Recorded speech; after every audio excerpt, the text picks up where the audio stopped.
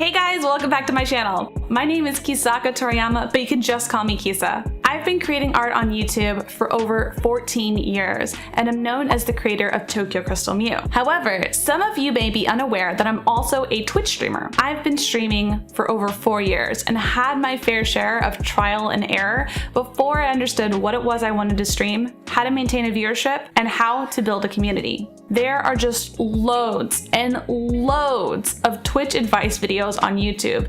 But there's one thing that most of them have in common. They apply to gaming streamers, not artists.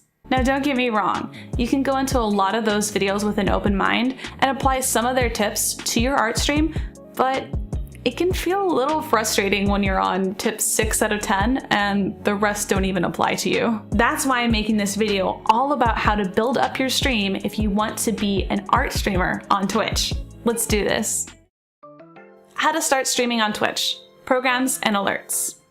To start streaming on Twitch, you'll need to use one of the many free broadcasting programs out there. Personally, I recommend Streamlabs OBS because it gives you easy access to all their assets that you'll want to use to get people interested in sticking around. Once you log in with your Twitch account, you'll be able to go live with the push of a button. Alerts are also extremely important when wanting to connect with your community and also to help break the ice. When someone follows, you'll be prompted by a fun alert that you can customize yourself while giving you an opportunity to show your appreciation. If you've never used Stream Alerts before, then I recommend you check out Streamlabs' tutorial about how to get it set up. The link will be up here and also in the description. Make a unique stream experience without using words. Okay, so now that you're officially set to go live, it's time to customize your stream so that it feels unique and it conveys a message that you want to tell your viewers. What sort of art are you making on your stream? Is it digital art with bright pastel colors? Or how about some environmental painting?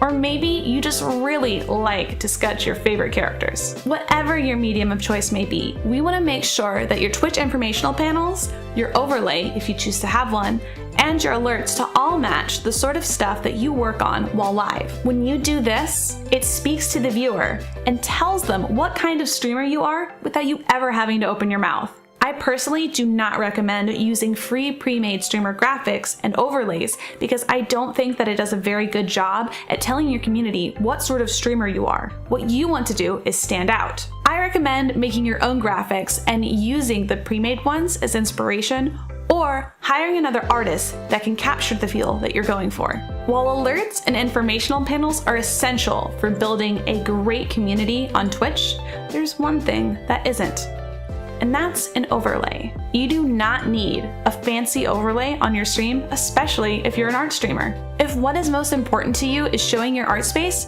just show your art space. However, if you'd like to add other assets to your stream, like a webcam, another camera angle, or a tip goal, then I recommend adding a nice border around these items to make your stream feel sleek and professional. If you struggle to come up with ideas for this, I always recommend to watch other art streamers on Twitch to get inspiration. Help others find your stream.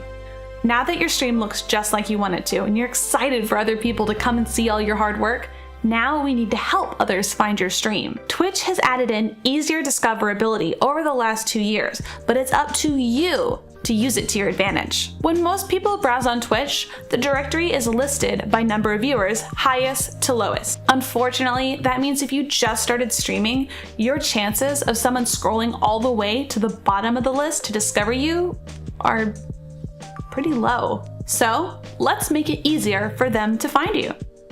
Tags. Twitch introduced a tagging system to help better categorize your stream, and I find that not many art streamers really use it. This can result in lower viewership, and we don't want that. So tag up. Before every stream, you'll want to visit your stream manager page and start assigning tags to your broadcast. You can have up to 5 self-assigned tags, but depending on the category, it will auto-assign extras. You can add a tag for digital art, illustration, painting, original work, and so on. There's plenty to choose from, so tag away. By adding these tags, people will be able to search for streams only containing those tags, which will put you in a much shorter and easier to discover list. And Twitch's channel recommendation system will start to understand what sort of streamer you are. Twitch will start recommending your channel to others on the front page as well on the categories browse page. It's awesome. Stream title. This kind of goes back to making your stream speak for you.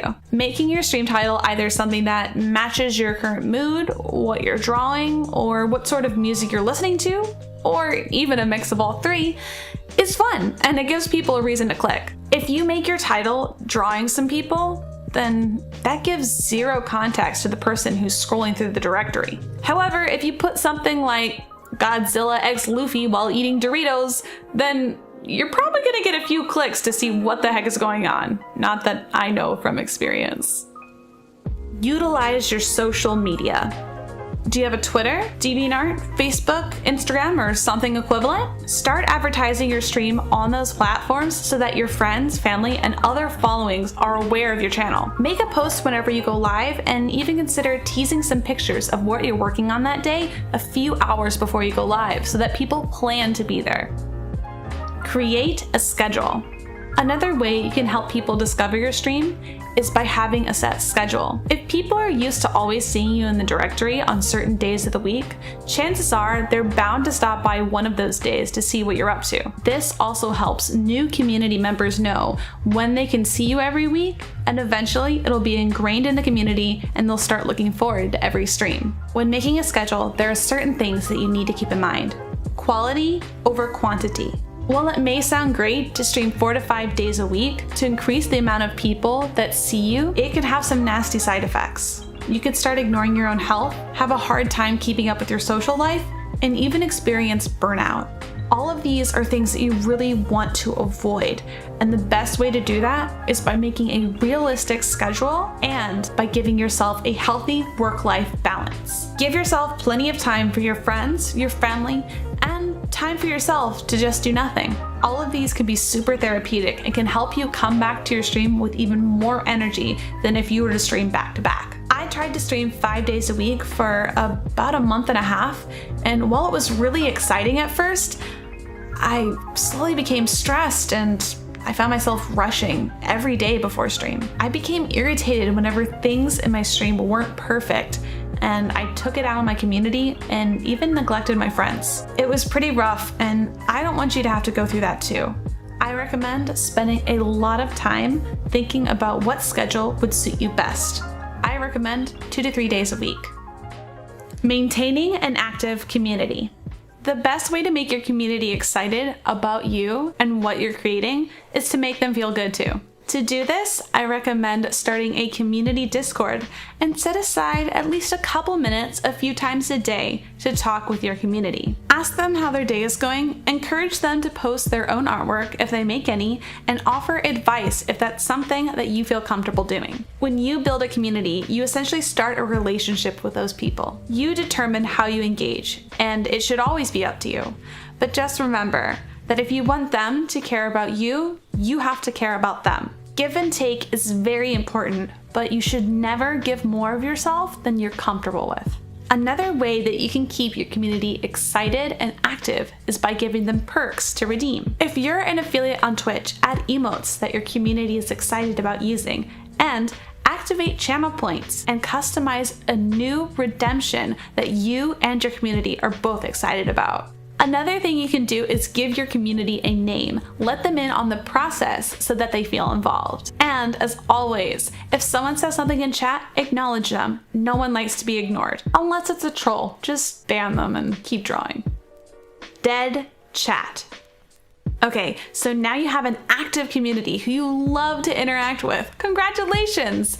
But, uh-oh. Sometimes your chat is inactive and you feel awkward talking to no one. What do? Well, I actually have a pretty funny answer for you. In some cases, you don't have to do anything at all. Inactivity with chat is actually pretty common in art streams. Even a partnered streamer with 1,000 views will occasionally experience a dead chat. And the reason why is simply this. Art streams are a lurker's paradise.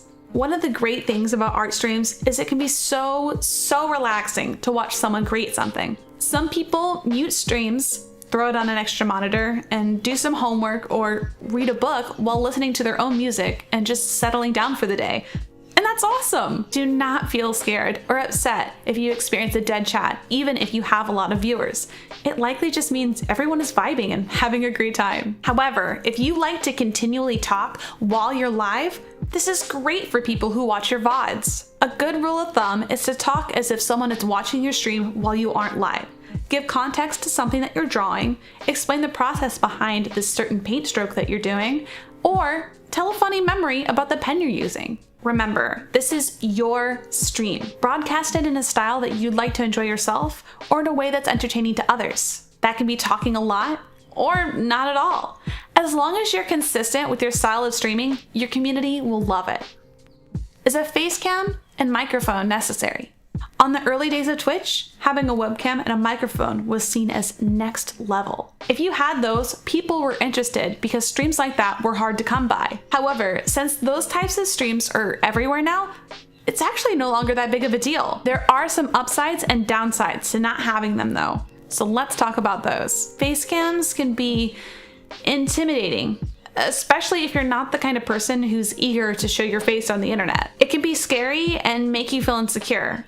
However, some people connect better when they can see someone's face versus just hearing a voice or seeing some text. It gives them a sense that they can trust you because they can read your emotions along with your voice and know that what you're saying is true. But some people, like myself, don't care one way or another if we see your face. If they're there for your artwork, then having a face cam or not won't make or break your stream. Ultimately, I think you should do what you're most comfortable with and what you think will help your ambitions most. Another thing that people have done in lieu of a webcam is use the live 2D rigging software, which will give your stream a character to look at, which will move its mouth and body according to what you do in real time. It still requires access to a webcam to properly rig your face with the models, but it's a fun way to give your stream a face to look at without it having to be yours. As for microphones, some people like to hear a voice because it's comforting and humanizing. People also sometimes like to hear the sound of a pen across a tablet screen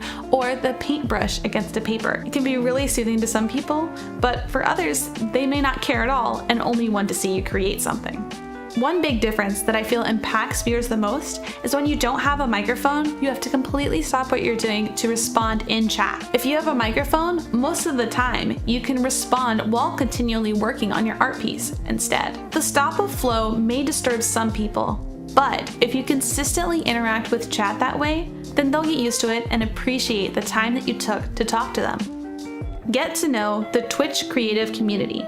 One of the best things about Twitch is since it's a worldwide live stream website, you can meet all kinds of people. I think one of the most important things you could do to continue growing as a streamer on this platform is to get connected with the art and creative community and make friends and collaborate. Not only will you have unforgettable experiences, but you'll also make new friends, expand your community, and learn the entire time. By visiting new streams, you may come up with new and better ways to connect with your community, a new art technique, or an awesome way to improve your stream layout. Back in October of 2016, I discovered a streamer and now a good friend of mine, Mira Scarlett. When I entered her chat, I was overwhelmed by inspiration and joy. I love the way that she talked to her chat, and I love the way that she made me feel just by being there and existing. That's when I got the biggest surge of inspiration, and I realized that I too wanted to make people feel as good as she made me feel. Because of her, my stream and my attitude while streaming improved tenfold, and now I have a wonderful friend that I can always turn to. For real, get out there and get to know other creators on the platform. You never know who you might meet that might change your entire life, or at least make your Twitch experience better. So to wrap up, we talked about how to make your art stream unique and how to help people find your stream. We also touched on a few ways to connect with your new community, how to embrace a dead chat when necessary, discussed whether using a face cam or microphone is for you, and the value of getting acquainted with the Twitch creative community. I hope that this video helped you on your Twitch journey, and if you're struggling to come up with your branding, then I highly recommend you check out Spectissa. She has a video all about branding, and I personally found it super helpful. I will pop a link in the description for you guys. And thank you guys so much for watching. See you next time. Bye bye!